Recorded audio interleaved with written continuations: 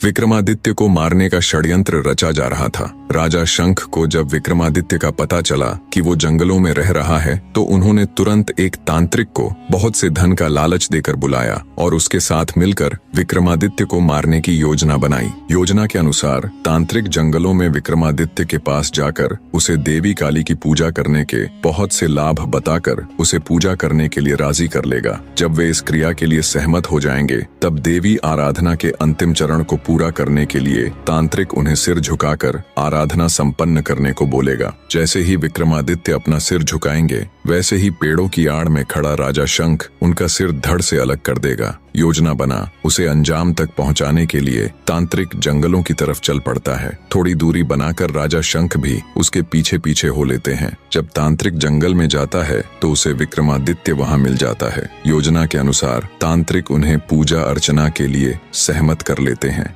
जब आराधना के अंतिम चरण में तांत्रिक ने उन्हें सिर झुकाने को बोला तो विक्रमादित्य को कुछ संदेह हुआ। उन्होंने इशारा कर पहले तांत्रिक को ये क्रिया करके दिखाने के लिए कहा। जैसे ही तांत्रिक ने उसे दिखाने के लिए अपना सिर झुकाया तो रात के अंधेरे में आड़ में छिपे राजा शंख को लगा यही विक्रमादित्य है। वे फुर्ती के साथ निकले और अपनी तलवार के एक ही प्रहार से तांत्रिक की गर्दन धड़ से अलग कर दी। खतरे के अंदेशे से पहले से ही तैयार खड़े विक्रमादित्य ने झट से शंख की तलवार छीनकर उस पर अपनी पूरी ताकत से प्रहार किया। परिणाम स्वरूप शंख का सिर धड़ से अलग हो धरती पर जा गिरा। इस तरह विक्रमादित्य ने अपने पिता की हत्या का बदला ले लिया। शंख को उसके कर्मों का फल देने के बाद विक्रमादित्य उज्जैन लौट आए और राज्य को संभाल लिया। वह एक सदाचारी, न्यायप्रिय, दानी, उदार व लोकप्रिय राजा थे। उज्जैन की जनता उनके जैसा शासक पाकर धन्य हो गई। एक बार राजा विक्रमादित्य शिकार के लिए एक जंगल में गए हुए थे।